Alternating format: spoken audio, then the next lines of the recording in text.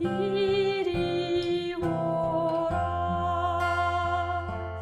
땅들이 변하고 물결이 일어나. 오늘 말씀의 제목은 내일을 위한 오늘.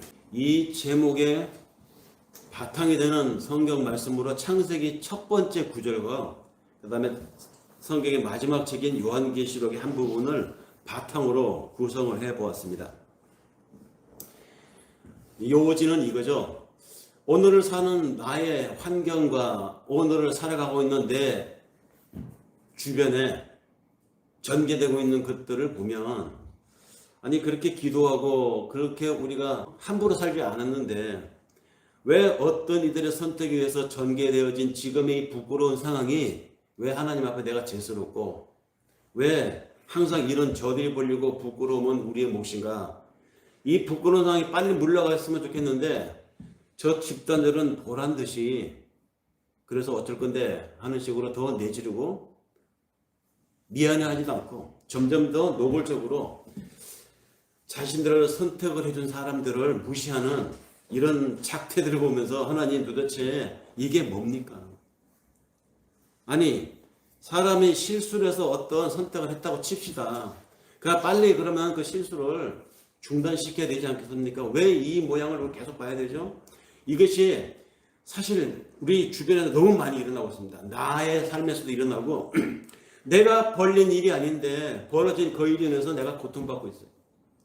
내가 가담하지 않은데 그 일의 파급이 내 삶을 너무 힘들게 만들고 피폐하게 만들고 우리 공동체를 너무 부끄럽게 만드는 일들이 우리 사회에 많이 일어나고 있습니다. 하나님은 무엇을 하고 계시는가? 이런 의문이 들 때가 있어요. 오늘에 벌어지는 저 일들은, 오늘 내가 안고 있는 이 숙제들은 무엇인가? 어떤 의미가 있죠? 그래서 오늘을 살아가는 나의 삶이 사실은 신앙인들에게 있어서는 범상치 않다는 것입니다. 이유가 있다는 것이죠. 하나님이 바라보고 계시는 데는, 침묵하고 계시는 데는 그만한 이유가 있습니다. 그래서 오늘의 나의 시간들은 내일을 위한 하나님의 계획 속에 진행되고 있다. 그래서 오늘 말씀의 제목이 내일을 위한 오늘입니다. 그래서 바탕이 되는 근거 말씀으로 창세기 1장 1절에서 2절을 우리가 함께 읽었죠. 요한계시록 4장 6절에 8절의 말씀을 한 번 더 확인해서 읽었습니다. 거기 창세기 1장 1절이 뭡니까? 태초에 하나님의 천지를 창조하시니라. 이 말씀만큼 우리를 힘있게, 이 말씀만큼 우리를 든든하게 만드는 말씀도 없어요. 아무리 악이 흉흉하고 아무리 세상이 이루 말로 표현할 수 없는 만큼 엉망으로 돌아가도 우리가 소망할 수 있는 것은 그래봤자 하나님이 세상을 만드셨고 그 만드신 시작하신 분이 끝장을 볼 것이다. 세상은 목적을 향해서 지금 가고 있다. 이것이 태초에 하나님의 천지를 창조하시니라. 이 말씀에서 우리가 다 읽어낼 수 있다는 것이죠. 그러면 태초에 하나님의 천지를 창조하기 전에는 어땠을까요? 창조자가 세상을 만물을 만들기 전에는 어땠을까? 아무것도 없었습니다. 창조 전에 존재할 수 있는 것은 아무것도 없었다.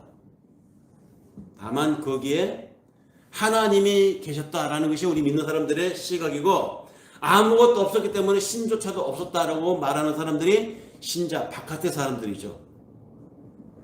우리는 아무것도 없는 공백 상태에 하나님이 시작을 하셨다라고 믿기 때문에 만물들 위에 하나님이 계시다고 믿고 모든 시간들 위에 하나님이 계시다고 믿고, 시작이 있었으니까 끝도 반드시 하나님이 종교 지을 것이다라고 믿는데, 이 믿음 바깥에 있는 사람들은 어떻게 생각하느냐? 아무것도 창조되지 않았을 때는 하나님조차 없었다. 왜 그렇게 말하는지 아세요? 그 하나님, 그 신이 존재하는 자들의 작품이라고 생각하기 때문에 그래요. 존재하게 되었으니 존재한 자들이 신을 만들어낸 것이라고 말하고 있죠. 두려워서, 무서워서, 자기가 강력하게 원하는 것이 있어서, 그것을 다만 신이라는 것이 있다면 해결해 주기를 바라는 마음에서 종교 탄생설을 이야기하잖아요. 그러니까 아무것도 없었으니까 신도 없었고, 그렇다면 생겨났다. 생겨난 이후에 신이 생겼다. 그건 뭡니까? 인간들에 의해서 사유의 산물이 신이라고 생각하기 때문입니다. 그런데 성경은 어떻게 얘기하느냐? 그런 사람들에 대해서 설명하려고 하지 않습니다. 창조전에 존재할 수 있는 것은 아무것도 없었다. 거기에 하나님이 천지를 창조하셨다. 이 선언에서 우리는 시간의 시작이 있었다는 것, 그리고 물질이라고 하는 것들이 존재하기 시작했다는 것, 그것이 언제? 태초에 동시에 있었다는 것입니다. 시간과 물질이 하나님에 의해서 출발했다는 것이죠. 그래서 우리는 지금 삶의 일 속에서 시간이라고 하는 개념을 잘 느끼지 못하지만 사실 엄밀하게 생각해 보세요. 시간이라고 하는 것이 뭡니까? 시간은 곧 물질입니다. 물질이 뭡니까? 물질은 곧 시간이에요. 여기에 탁자 위에 싱싱한 그 밀감 하나를 놔보세요. 한 달 뒤에 오면 그 밀감이 어떻게 되었을까요? 곰팡이가 들죠. 1년 뒤에 오면 어떻게 됩니까? 흔적도 없어집니다. 다 삭아서 바닥으로 무리해가지고 사라지죠. 흔적만 남게 되죠. 그 물질이 시간과 더불어서 함께 산화되는 거예요. 사람 몸은 어떻습니까? 지금은 이렇게 말도 하고 생각하고 누구를 째려보기도 하고 화를 내기도 하지만 80년 뒤에 100년 뒤에 제 몸이 어떻게 되어 있을까요? 땅 속에서 흩어져 가지고 뼈도 남지 않을 겁니다. 시간 속에서 물질이라고 하는 것은 그렇게 함께 가는 것입니다. 그래서 시간이라는 것은 물질이라는 것의 존재로 성립하는 것이고 또 시간은 물질의 존재 방식이기도 합니다.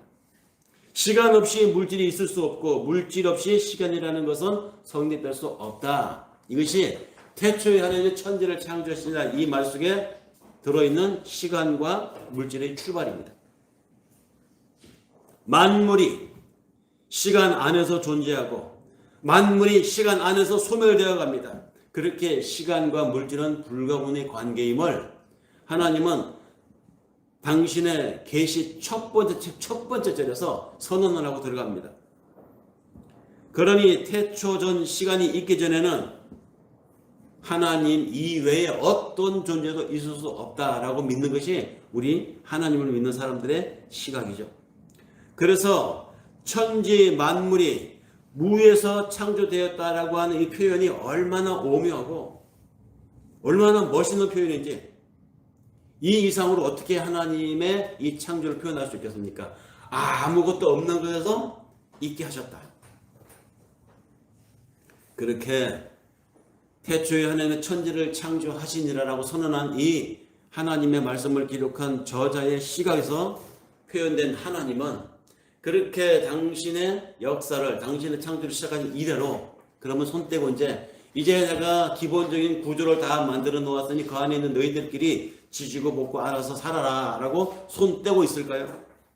그 창조자 하나님은 지금도 일하십니다. 어떤 일을 하시느냐?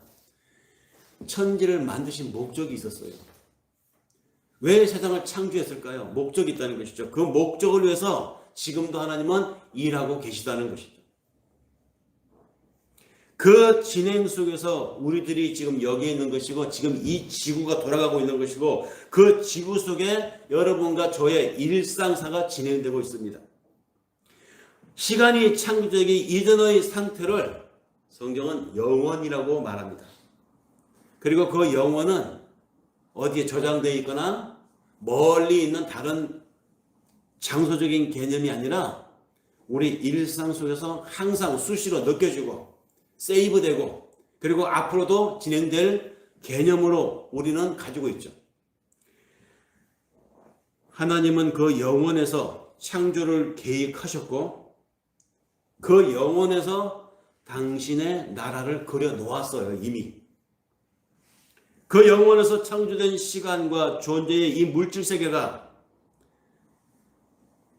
하나님이 빛이 있으라 말씀하시니 빛이 있었다. 하나님이 말씀하시니 뭐가 있었다. 하나님이 말씀하시니 뭐가 있었다. 다 뭡니까? 만든 모든 창조 진행들을 보니까 하나님이 말씀하시니였잖아요. 그러니까 말씀으로 세상 물질 세계를 만드신 그대로 하나님 또한 나중에 이 물질 세계와 시간의 소멸도 하나님이 말씀으로 하실 거라고요. 말씀. 그럼 지금은 말씀이 뭡니까? 성경 말씀.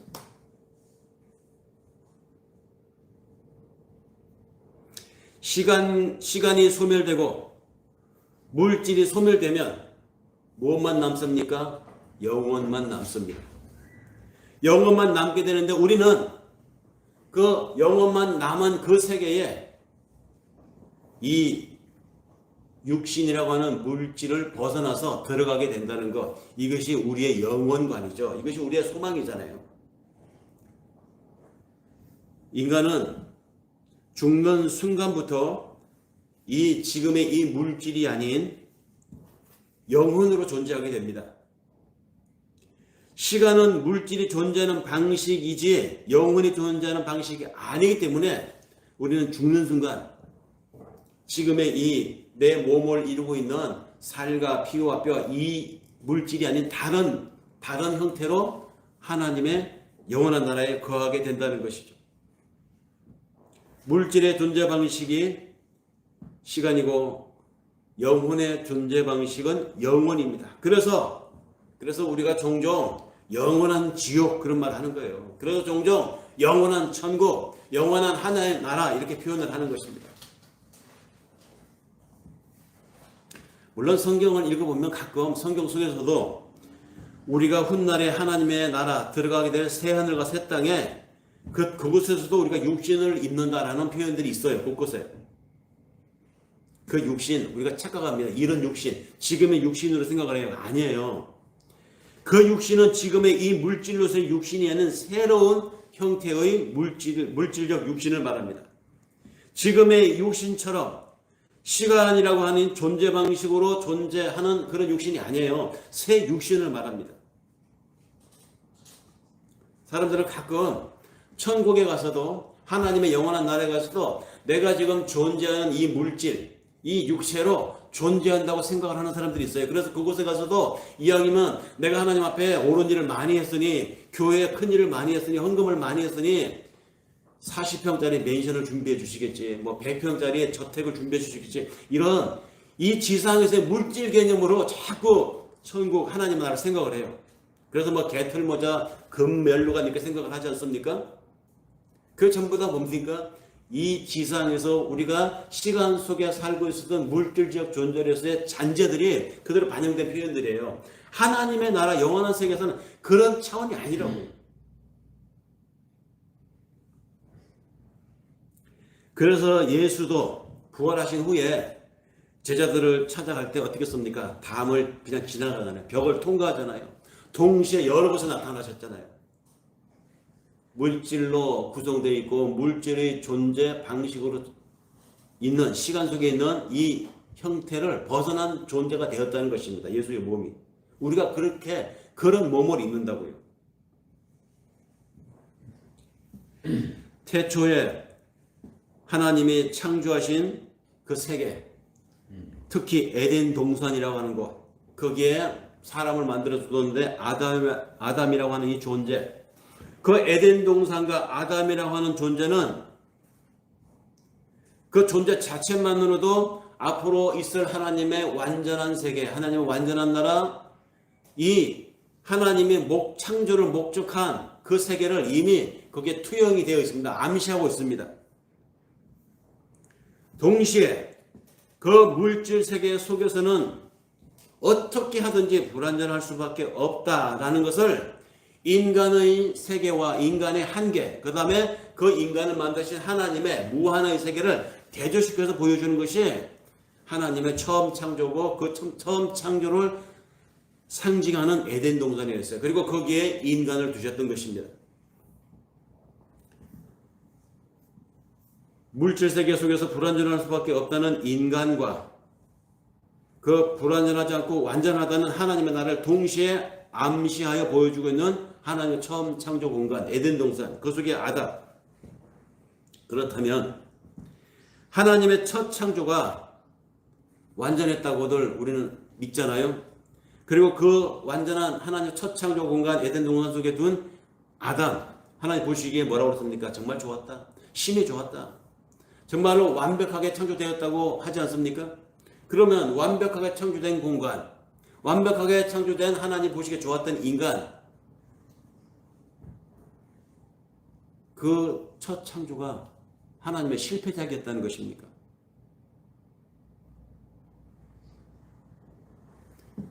하나님도 보시기에 좋았다고 했는데 하나님 보시기에 아담에게 모든 만물의 이름을 지을 수 있는 지혜도 주고 인간을 만물의 영장으로 세운 그것은 하나님 보시기에 그 자체로는 좋았어요.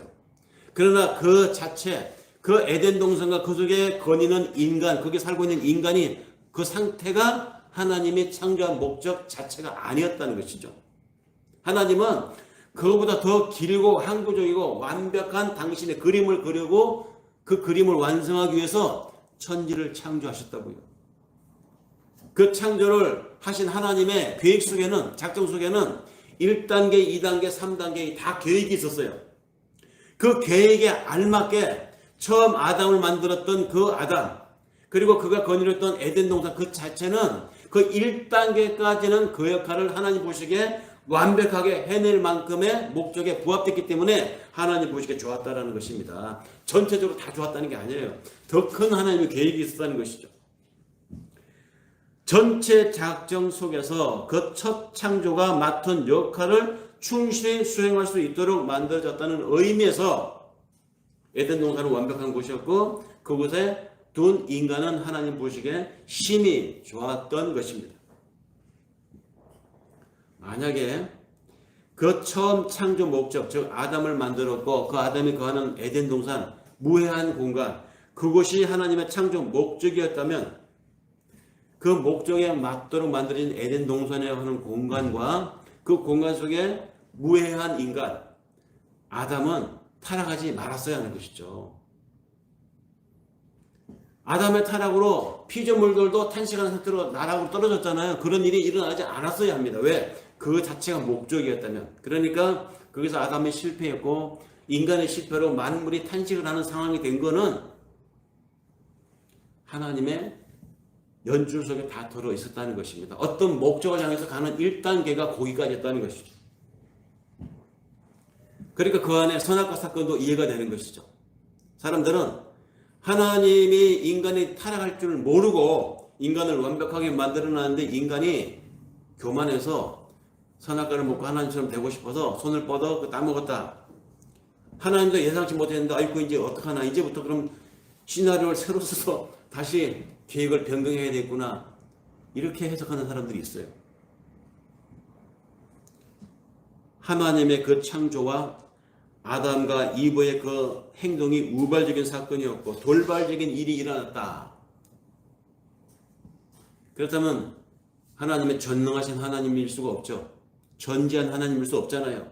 그런 불완전한 계획 미스를 남발하는 하나님을 우리가 믿을 수 있습니까? 그 또한 하나님의 작정 안에 다 들어 있었다는 말입니다. 그러니까 이제 또 이런 의문이 생깁니다. 그렇다면 하나님이 인간이 따먹을 줄 알면서 그곳에 선악과를 뒀다는 얘기인데 그렇다면 하나님이 죄의 조종자였다는 말인가? 이런 의문이 생길 수 있습니다. 하나님은 거룩하신 분이라고 성경은 증거합니다. 거룩하신 하나님은 죄와 짝할 수 없어요. 죄에 오염될 수 없어요. 그러니 하나님의 죄를 조성하고 죄를 계획한다 있을 수 없는 이야기입니다. 무엇보다 성경은 하나님이 죄의 조성자가 아님을 성경 곳곳에서 강조하여 확인시켜주고 있습니다. 그런데 어떻게 하나님의 작정 속에 들어있는 아담이라고 하는 이 아담의 삶에 죄라고 하는 것이 들어올 수 있었을까요? 사실 이건 신비한 일입니다. 우리가 이성으로 딱 맞아떨어지게 이것은 해설할 수가 없어요. 하나님이 만든 완벽한 세계, 하나님이 완벽한 그 에덴 동산에 하나님 보시기에 심히 좋았던 만물의 영장인 인간이 살았는데 그 인간에게 어떻게 그 에덴 동산 속에 인간 속에 죄가 들어올 수 있었을까요? 그래서 신학자들은 이걸 전문적인 용어로 이렇게 말합니다. 제1원인자인 하나님이 제2원인자인 인간에게 의지를 강제하지 않았다. 제1원인이 제2원인에게 감정을 강제하지 않았다. 다시 말해서 창조자 하나님이 인간에게 기계로 만들지 않았다는 것입니다. 당신이 작정한 일들이 당신의 시나리오가 자유롭게 그러나 필연적으로 일어나게 만들었다는 것이죠. 대단히 모순적이고 상충적이고 헷갈리는 표현이죠. 자유롭게 일어나되 필연적으로 일어나도록 만들었다. 그래서 신비라는 것입니다. 이게.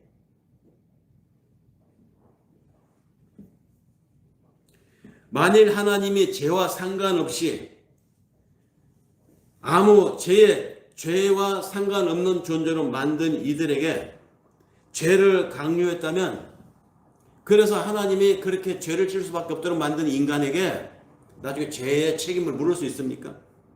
심판할 수 있나요? 원인자가 하나님인데.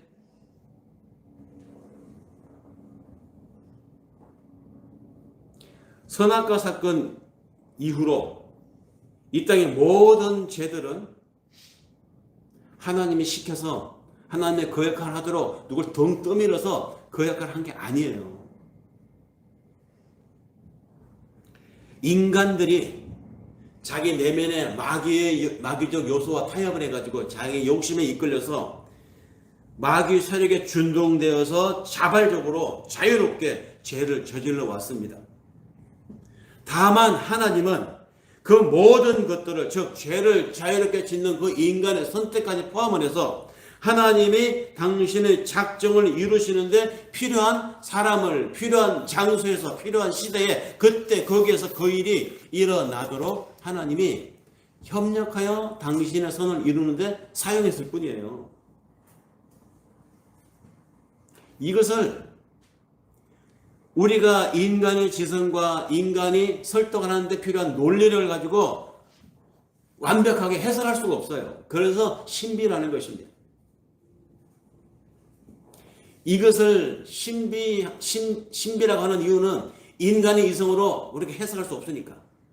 다만 믿음으로 하나님이 이루어가고 계시구나라고 고백할 수밖에 없다는 것이죠. 그런 사람들이 우리만이 아니라 오래전에 창세기에 나오는 인물을 통해서도 하나님이 예를 보여준 게 있어요. 어디냐? 형제들이 요셉이 너무 미워서 그 동생 요셉을 애굽의 상인들에게 팔았잖아요. 근데 애굽의 장사꾼들에게 팔려간 그 요셉 얼마나 억울했겠습니까? 형들은 자신들의 자유로 자기 동생을 노예 상인에게 팔았어요.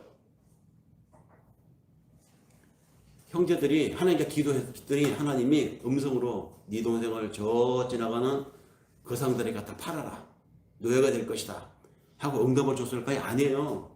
형제들은 요셉이 미웠어요. 아버지가 요셉만 이뻐하고 요셉에게 좋은 것만 주니까 그에게 쌓여있었던 감정이 누적되어 있었는데 어느 날 기회가 온 것입니다. 저것을 처리할 기회. 그때 자기들이 작당을 해가지고 그 형제를, 동생을 거상들에게 팔았어요. 팔려간 사람의 운명이 어떻게 될 것인지 잘 알죠. 노예가 되는 것입니다. 노예가 된 걸 알면서 너무 미워서 동생을 팔았어요. 하나님이 시킨 게 아니었습니다. 자기들이 자유롭게 그렇게 했습니다. 하지만 하나님은 그것을 선용을 해서 장차 만민을 가뭄으로부터 구하는 생명의 역사에 대비한 거예요. 하나님은 그 요셉이 팔려감으로 인해서 형제들의 노여움, 형제들의 원한을 이용을 해서 하나님이 당신의 언약을 이루셨다고요. 보세요. 아브라함에게 하나님이 뭐라고 약속했습니까? 요셉의 아버지 야곱, 야곱의 아버지 이삭, 이삭의 아버지 아브라함이잖아요. 그러니까 요셉의 정조부 할아버지게 되겠죠. 정조부 할아버지가 하나님 약속한 게 있잖아요. 횃불 약속. 해질녘에 하나님이 횃불로 나타나서 예배드리고 있는 아브라함에 나타나서 뭐라고 얘기합니까? 네 자손이 480년 동안 애굽에서 노예살이를 할 것이다. 그러나 그 이후에 내가 그들을 거기서 이끌어내리라. 오래전에 이들의 정조부 할아버지에게 약속했던 그 예언이 이 요셉이 애굽을 팔려감으로써 구현되고 있는 것입니다. 다시 말해서 인간의 욕망과 인간의 욕심과 인간의 사심을 가지고 악에 관여를 했지만 그 악에 관여한 인간들의 노름을 통해서 더 큰 그림, 더 큰 거시적인 관점에서 하나님은 당신의 작정을 이루어 가신다는 것이죠. 그래서 이런 하나님의 계획과 이런 하나님에 대한 믿음을 가지고 살았던 요셉이었기 때문에 인간의 이해로, 인간의 논리로 설득이 안 되는 것들에 대해서는 무조건 믿음으로 살았어요. 그래서 요셉이 자기 인생을 그렇게 해석하며 살았습니다. 그렇게 믿고 살았어요. 그는. 그랬더니 하나님이 작정한 대로 그를 애굽의 총리로 세우잖아요. 나중에 형제들을 용서할 때 요셉이 뭐라고 얘기합니까? 창세기 50장 19절에서 20절에 이렇게 말합니다. 요셉이 그들에게 이르되 두려워하지 마세요. 내가 하나님을 대신하겠습니까?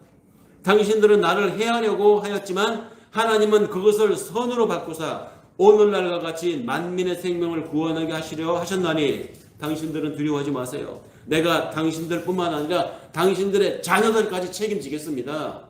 이런 간곡한 말로 형제들을 위로하였더라. 사람들은 두려워합니다. 자기가 벌인 일에 대해서 후환이 있을까봐. 거기까지가 우리 사람들이에요. 일반 사람들은 그렇게 살아요.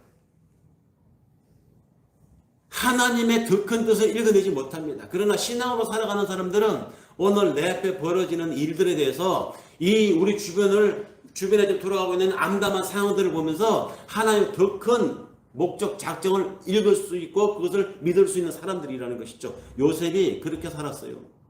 그래서 감옥에 가서도 하나님이 나를 이렇게 팽개치지 않을 것이라는 믿음으로, 억울함을 당했어도 하나님이 알고 계신다는 믿음 하나로 살았습니다. 형들이 요셉을 판 것이 하나님이 시킨 것이 아님에도 불구하고 그 모든 인류의 역사가 하나님의 작정대로 흘러가고 있다라는 것을 이 요셉의 예시에서 우리가 알 수 있잖아요. 어떻게 이런 일이 가능하겠습니까? 하나님이시기에 가능합니다. 사람은 이걸 할 수가 없어요. 사람이 계획 세우고 제1 대안, 2 대안, 플랜 B, 플랜 C까지 세워놓고 해보세요. 착착 맞아 들어가던가요? 플랜 F까지 세워놔도 어긋날 때가 많습니다. 완벽할 수가 없습니다. 그러나 이런 하나님만이 가능합니다. 우리는 하나님을 증명할 수가 없고 그 하나님을 이해할 수도 없습니다. 그럼에도 우리는 그 하나님을 믿습니다. 왜? 어디서 믿죠? 뭘로 근거해서 믿습니까? 말씀이 증거하니까. 말씀이 증거하니까 증거하는 대로 우리 그 하나님 그냥 믿을 뿐입니다. 그래서 우리가 함께 읽은 창세기 1장 1절 뭐라고 얘기합니까? 하나님이 존재해. 하나님은 있다니까 이걸 설명하려고 하지 않아요. 그것을 설득해서 이해시키려고 하지 않습니다. 그냥 뭐라고 선언합니까? 하나님의 말씀이다. 하나님의 계시다. 이것이 이 세상을 너희를 오늘을 있게 하신 하나님의 신비다. 이것을 선언하는데 첫 번째 말이 뭡니까? 태초에 하나님은 천지를 창조하시니라. 그냥 선언해버리는 거예요. 이 선언은 뭡니까? 하나님이 있네 없네 그 하나님은 이런 방식으로 존재하네 마네 증명하려고 하지 않습니다. 그냥 하나님은 존재하신다는 것을 전제하고 선언한다는 것이죠. 태초에 하나님이 천지를 창조하십니다. 그리고 우리는 그것을 믿습니다. 믿겨지니 믿는 것이죠. 그렇기 때문에 논리로 세상을 꿰뚫으려고 하고 설명으로 모든 것을 이해받으려고 하는 인간들에게 대해서는 한계가 있습니다. 그런 인간들에게 도대체 하나님을 어떻게 증명해서 설명해야 되고 하나님을 어디까지 까발려서 이렇게 보여줘야 하나님을 믿을까요? 죽은 사람이 일어나는 걸 보여주면 그 자리에 현장에 있던 사람들이 그 죽었다 살아난 사람을 보면서 아 하나님이 계시구나 믿을까요? 천만에요. 어마어마한 기적을 보여줘도 하나님 앞 불신앙적인 삶을 살 사람은 살아요. 나사로가 살아났습니다. 예수가 모두가 끌어냈잖아요. 그 현장에 있어서 많은 사람들이 예수를 믿었습니까? 예수를 십자가에 못 박아줘서 하는 그 현장에 동참합니다. 나중에 하나님의 동풍으로 홍해를 가르고 옆에 물고기가 막 튀어나오는 물속에 있는 걸 보면서 그 마른 땅을 지나가는 이스라엘 사람들이 그 후에 광야 40년 동안 어떻게 했습니까? 하나님을 얼마나 원망했어요. 모세를 얼마나 몰아붙였습니까? 불신앙을 다 보여줬잖아요. 그래서 우리는 한계가 있다는 것입니다. 설득해서 하나님을 믿게 해봐 한계가 있어요. 설득으로 하나님 믿어지는 게 아니에요. 논리적으로 하나님이 딱딱 맞아떨어지는 이 말씀대로 나는 그래서 하나님 믿는다. 이거 없습니다. 믿음은 하나님이 주지 않으면 믿음은 생기지 않아요. 그래서 인간은 한계가 있다는 것입니다. 하나님 또한 그래서 인간을 구구절절 모든 만민을 다 당신을 설명하려고 하지 않았습니다. 그냥 인간이 구원에 필요한 것 외에는 하나님과 비밀로 감춰두셨어요. 아니 다 알려준다 한들 우리 인간의 이성으로는 그것을 다 알 수도 없고 이해할 수도 없고 설명할 수도 없습니다. 간혹 보면 이상한 사람들이 있어요. 하나님이 감춰놓은 것들 우리 이성으로는 알 수 없기 때문에 하나님 그 비밀로 감춰놓은 것들인데 그 감춘 것을 굳이 밝히겠다고 아니 밝혔다고 내가 찾아냈다고 억척을 해가지고 이상한 상상의 나래들을 펼쳐서 사람들을 혹수에 무민하는 이상한 성경풀이를 하는 사람들이 있어요. 그 자체가 악이에요. 그게 죄입니다. 하나님은 우리의 구원에 필요한 내용만큼 아니 꼭 구원에 필요한 그것만 성경을 통해서 계시해 놓았습니다. 그러니까 하나님을 알고 싶으면 성경을 읽으면 되는 거예요. 하나님이 말씀을 통해서 지금도 계시하고 있고 하나님 말씀을 통해서 지금도 우리의 마음속에 구원이 무엇이고 인간이 무엇이고 죄가 무엇이고 왜 우리가 천국에 가는지 왜 그리스도가 와야 되는지 하나님은 왜 이 역신을 창조부터 시작해서 요한계시록까지 이 말씀을 해놓았는지 말씀을 통해서 다 밝혀놓았다고요. 그 외의 것은 하나님 비밀로 해놓았습니다. 그래서 요한계시록 마지막에 가면 요한계시록에서 요한이 그런 말하잖아요. 이 말씀 이 외의 것을 사사로이 더하거나 이 밝혀진 말씀을 축소하는 자는 하나님 앞에 큰 죄를 쌓는 자들이다.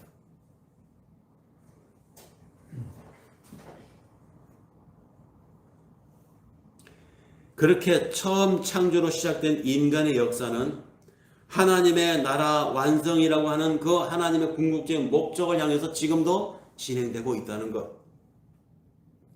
그것이 가시적으로 암시되어 왔고 형태되어진 인류 문명 속에서 그 계획이 지금도 실현되어져 가는 과정 중에 우리가 오늘을 살고 있습니다. 그러니까 내 시간 속에서 여러분들이 하루하루 속에서 하나님의 궁극적인 목적을 향한 계획은 지금도 진행되고 있다는 것이죠.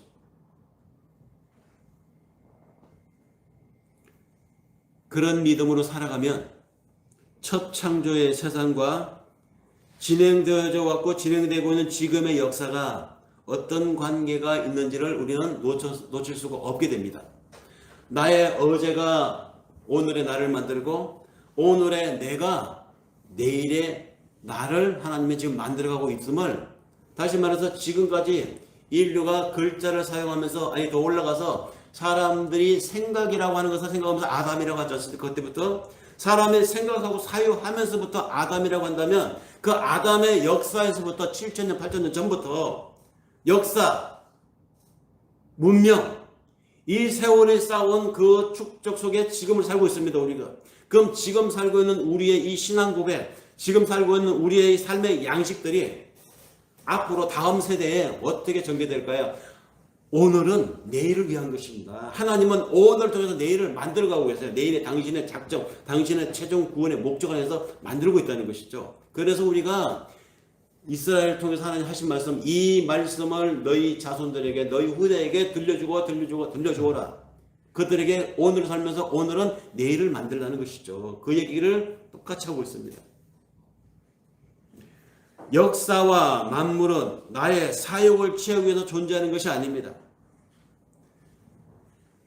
인류의 시간들과 지금 내 주변에 있는 만물들이 내 명성과 나의 자랑을 쌓으라고 존재하는 것이 아니라는 말이죠. 이것이 하나님이 말씀을 통해서 우리에게 주시는 오늘의 삶의 교훈입니다. 나는 오늘 어떻게 살고 있는가? 내 앞에 벌어지고 있는 상황들을 보면서 좌절하고 다 틀렸다고 그냥 내일을 팽개치고 살아가는가? 이 역사와 만물이 왜 존재하는가? 존재하는 목적은 단 하나입니다. 왜 존재하는가? 하나님 나라의 완성을 위해서 존재하는 것이죠. 나는 오늘 왜 살고 있는가? 안 될 일을 뻔히 알면서 되지 않을 것을 왜 나는 미래나게 소망하며 살아가고 있는가? 왜 내가 숨쉬고 있죠? 왜 내가 밥을 먹고 힘을 내려갈까요? 왜 내 아픈 몸을 고치려고 나는 애를 쓸까요?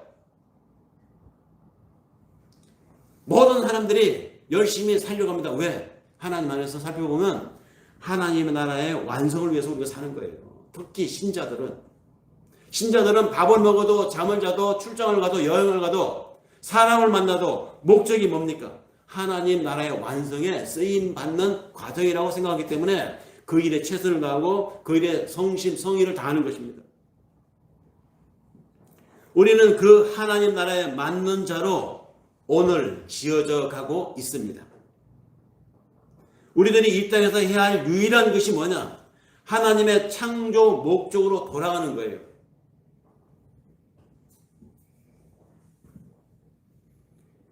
그래서 신학에서 이 용어를 가리켜서 하나님 나라의 완성, 이거를 뭐라고 표현을 하느냐면 창조의 회복이라고 말해요. 창조의 회복. 창조의 회복이라는 말이 생뚱맞고 낯섭니까? 우리가 읽은 창세기 1장 1, 2절에 이미 나와 있어요. 땅이 혼돈하고 공허하며 흑암이 깊음 위에 있고 이 상태가 뭡니까? 암담하잖아요. 이대로라면 절망입니다. 희망이 없습니다. 그런데 거기에 하나님의 영이 물 위를 움직이고 있었다. 여기에 하나님의 나라가 완성되고 있음을 오늘 우리 삶에 이 암시가 되어 있다는 것이죠. 그래서 창조의 회복 또는 완성될 하나님의 나라는 하나님이 처음 창조한 에덴 동산으로의 회복이 아니에요. 창조의 회복을 에덴 동산의 회복, 그 무공해 수명이 1000년 살았던 그 시대 그때로 돌아가자고 그렇게 해석하는 사람들이 종종 있기는 합니다. 그러나 그거 아닙니다. 그것은 오해고 그건 왜곡이고 성경을 엉터리로 해석하는 것이죠. 완성될 하나님의 나라는 그런 의미로서의 창조의 회복이 아닙니다. 왜냐하면 처음 창조된 그 새 창조의 내용이 우리가 함께 읽은 창세기 1장 2절에 암시되어 있는 것을 잘 해석을 하면 그것이 아니라는 걸 알 수가 있습니다. 왜냐하면 처음 창조되었던 첫 창조 에덴 동산, 거기 있었던 아담 어떻게 되었습니까? 죄를 졌잖아요. 그러니까 에덴 동산으로의 회복이 하나님 창조 원 목적으로의 회복이라고 하면 어디로 돌아가자는 겁니까? 악이 상시로 드나들고 그래서 인간을 유혹하고 거기에 선악과가 있고 언제든지 손을 뻗어도 선악과 또 손을 댈 수 있는 즉 하나님을 도발할 수 있는 환경으로 또 돌아가자는 거잖아요. 하나님 그것을 목적으로 했을까요? 아니에요. 에덴 동산으로 돌아가자는 것이 아닙니다. 그 처음 창조 에덴은 인간의 죄악 가능성이 있었던 불완전한 그때 거기에요. 그러니 하나님의 나라의 완성, 다시 말해서 구원의 완성은 에덴 동산으로의 회귀가 아니라 하나님의 창조 목적으로의 회귀를 말합니다. 하나님의 창조 목적으로의 회귀. 구원이라는 게 뭡니까? 구원은 창조 때 그 속에 계시된 하나님의 창조 목적을 회복하는 것이 구원입니다. 에덴 동산으로 가는 것이 회복이 구원이 아니에요. 하나님의 창조 목적에 부합한 삶을 살고 있다면 우리 구원받은 사람들이죠. 그것이 뭡니까? 바로 완성된 새 창조입니다. 새 창조도 말씀의 능력으로 이루어내는 것이 구원이고 그것이 하나님 나라의 완성이라는 말입니다. 그런 면에서 첫 창조가 없이는 새 창조를 이해할 수가 없죠. 마찬가지로 처음 창조를 경험하지 않으면 새 창조에 대한 확신도 가질 수가 없습니다. 내가 지금 이렇게 어려움을 겪고 내가 이렇게 지금 어둠, 악을 경험하고 실패를 경험하고 나니 하나님이 주신 새 창조에 대한 희망을 갖게 되는 것입니다. 하나님은 새 창조를 첫 창조부터 시작해서 다 그려놓았다는 것이죠. 타락할 것이고 그래서 구원이 도래할 것이고 그 구원을 잡은 사람들을 통해서 하나님이 궁극에 완성할 것이다. 이 타락과 창조와 타락과 구원과 새 창조 완성이라고 하는 이 스케줄을 하나님이 천지 창조 전부터 마련해 놓으셨다는 것입니다. 그리고 그것을 시대를 향해서 지금도 하나님 일하고 계시다는 것이죠. 그래서 첫 창조가 없으면 구원이라는 것의 개념이 있을 수가 없고 새 창조로 연결될 수 없다는 말입니다. 하나님은 제한된 이성으로의 우리 인간 수준에 맞춰서 원래 목적이었던 구원의 완성을 그 시간의 시작으로부터 창조, 타락, 실, 낙원, 구원, 새 창조의 완성 이런 순으로 보여주었습니다. 예수의 삶을 통해서. 그리고 성경 말씀을 통해서 우리의 일상 속에서 내 인생을 통해서 역사를 통해서 개개인의 인생을 통해서 이것이 이루어져 가고 있음을 계시해 놓았어요. 그 현실의 묵시 속에서 이미 이루어져 있는 하나님의 나라, 묵시의 세계 완성되어 있습니다. 그것을 성경을 통해서 우리에게만 알려주었습니다. 믿는 자에게만 알려주었다는 것이죠. 첫 창조로부터 시작해서 실제 역사에서 그 일을 실현시켜 가고 있음을 우리에게 믿게 한다는 것입니다. 그래서 이런 믿음은 하나님의 선물이라는 것입니다. 첫 창조 없이는 새 창조가 무엇을 의도하고 있는지 알 수 없고 왜 인간이 하나님께 구원을 받아야 하는지도 알 수가 없게 됩니다. 더구나 왜 인간이 하나님만 의지하고 그분께 순종해야 행복하다는 이 말을 이해할 수가 없게 됩니다. 천지를 창조한 절대자가 있어야 그분이 혼돈과 공허와 흑암의 이 우리의 삶 속에 새 창조를 완성할 구원자가 될 수 있다는 것, 이것이 바로 첫 창조 이야기와 완성을 향해 나가는 새 창조 이야기의 함수 관계입니다. 기독교는 이 얘기를 하는 거예요. 교회 강단에서는 이것을 선포해야 되는 것입니다. 무슨 인문 강좌, 성경의 인문학적 접근,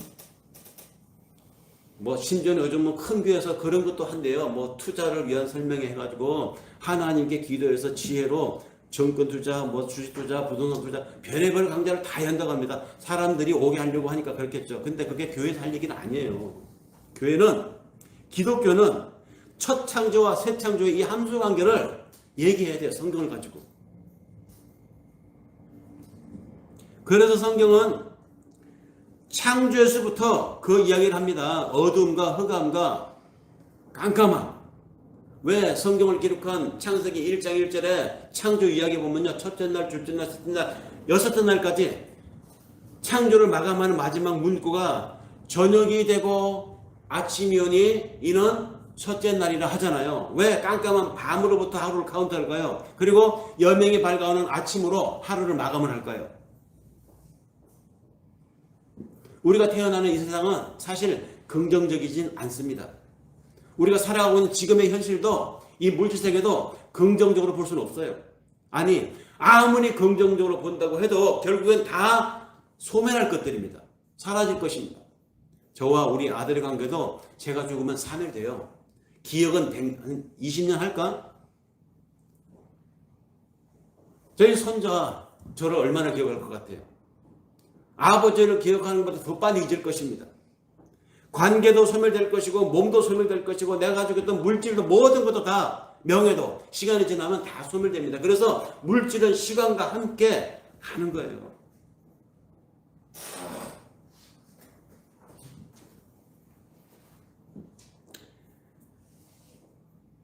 반면에 기독교가 아닌 다른 종교에서는 어떻습니까? 창조를 거부합니다. 창조를 부인합니다. 보세요. 힌두교만 해도 힌두교의 구원은 뭡니까? 힌두교에서의 구원은 존재자들이 우주 영혼인 브라마와 합일한 인간 자기상실, 이게 구원이라고 해요. 절대자가 있다는 것입니다. 브라만. 그 브라만과 만나서 나를 지워버리는 거, 이게 구원이라는 것이죠. 불교는 어떻습니까? 불교는 해탈을 구원이라고 하잖아요. 불교에서는 구원을 이렇게 해석을 합니다. 인간은 태어나서 살다가 자기 업보에 따라서 다음 생에 다시 태어나는데 미물로 태어날 수도 있고, 업보를 잘 싸우면 부잣집 아들로 태어날 수도 있고, 그래서 그 부잣집 태어났어. 한 인생 살다가 업보를 잘 쌓지 않으면 그 다음에 미물로 태어난다. 이렇게 계속 돌고 돈다는 것이죠. 윤회. 돌고 도는 삶을 계속 하는데 구원이란 뭐냐? 그 돌고 도는 윤회의 쳇바퀴에서 벗어나는 것, 이것을 해탈이라고 한다고요. 벗어나는 것. 그러니까 거기에 창조가 있겠습니까? 창조 없어요. 힌두교도, 불교도 다 뭡니까? 창조가 아무 의미가 없습니다. 아니, 창조라고 하는 것, 존재하는 것 자체가 더럽고 불결한 것이라고 생각을 하잖아요. 그래서 그 불결하고 더러운 것에서 벗어나는 것이 구원이라고 합니다. 기독교 이외의 종교들에서는 자기들의 구원을 창조의 부정 또는 창조를 거부하는 것으로 보고 있습니다. 창조를 부정하고 창조를 멸절시킴을 구원이라고 보기 때문에 창조 자체를 아예 개념화하지 않고 부인하고 있는 것이죠. 기독교 이외의 종교들이 다 그렇습니다. 종교만 그럴까요? 시대 정신은 어떻습니까? 한 시대를 풍미하는 정신들이 있죠. 뭐 공산주의, 사회주의, 자본주의. 많은 시대 정신들도 마찬가지입니다. 물질주의, 유물론주의, 자연주의 다르지 않습니다. 그 모든 이론들, 시대 정신들도 하나님의 창조와 창조주 하나님을 거부하고 부정한 것에서 다 배태되어 나온 것들입니다. 하나님의 말씀인 성경은 바로 그러한 작태들, 그러한 시도들, 그러한 관점들로 살아가는 것들을 가리켜서 죄라고, 악이라고 정의하고 있습니다.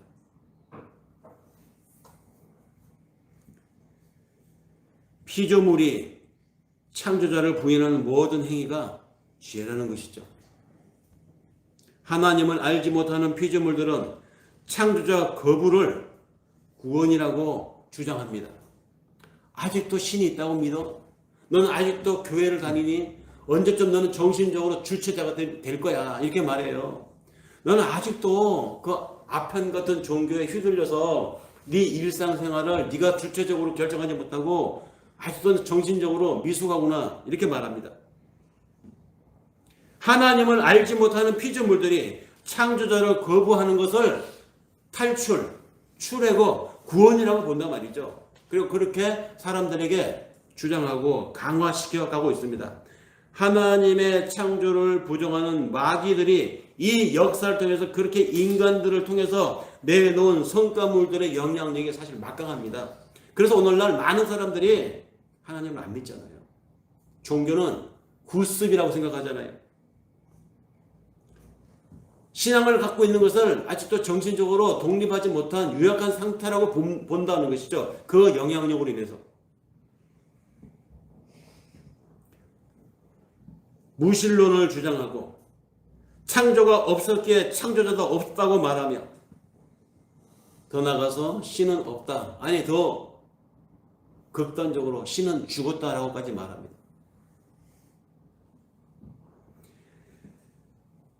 전능자가 없기 때문에 창조자가 없기 때문에 그럼 만인에 의한 만인의 삶을 추구해야 되잖아요. 그러면 앞서려면 어떻게 됩니까? 다른 사람 짓밟아야 돼요. 제한된 자원을 누가 더 많이 가지느냐에 따라서 신분이 생기게 되고 그 신분에 의해서 누리는 것들이 살아가는 날 동안 솔치 않거든요. 자기만을 위해서 그렇게 살아야 하는데 자기보다 힘센 자, 자기를 벌 줄 수 있는 어떤 존재가 있다? 이거 싫은 겁니다. 인정할 수가 없는 것입니다. 믿고 싶지 않죠. 그렇기 때문에 마음의 평화를 얻기 위해서라도 이기기 위해서라도 그런 유아적 종속된 정신에서 벗어나라. 종교를 버려라. 하나님을 버려라. 이렇게 말합니다.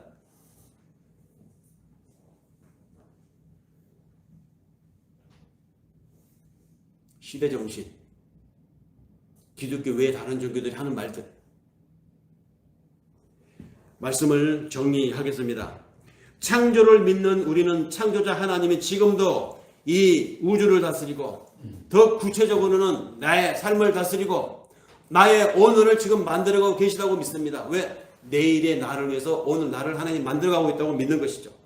그리고 그 하나님은 죄인들을 벌하시는 분이고 당신의 백성들에게 상 주시는 분임을 또한 우리는 믿습니다.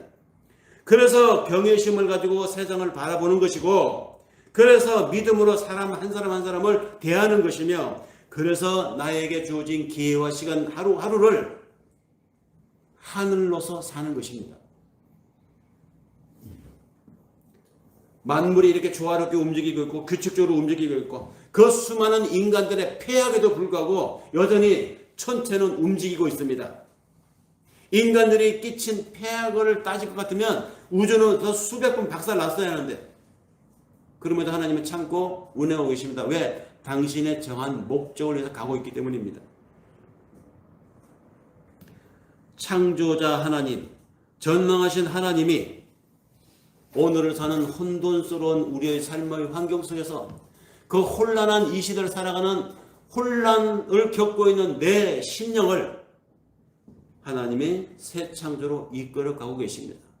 오늘의 나를 통해서 하나님은 내일의 나를 만들고 우리 시대의 사람들의 신앙을 통해서 하나의 다음 세대에 당신의 새로운 세상을 만들어가고 계시다는 것. 그래서 요한계시록 4장 8절에 있는 말씀을 다시 반복하면서 말씀을 마치겠습니다. 우리 주 하나님이여 영광과 존귀와 능력을 받으시는 것이 합당하오니 주께서 만물을 지으신지라 만물의 주의 뜻대로 있을 것도 지으심을 받았나이다.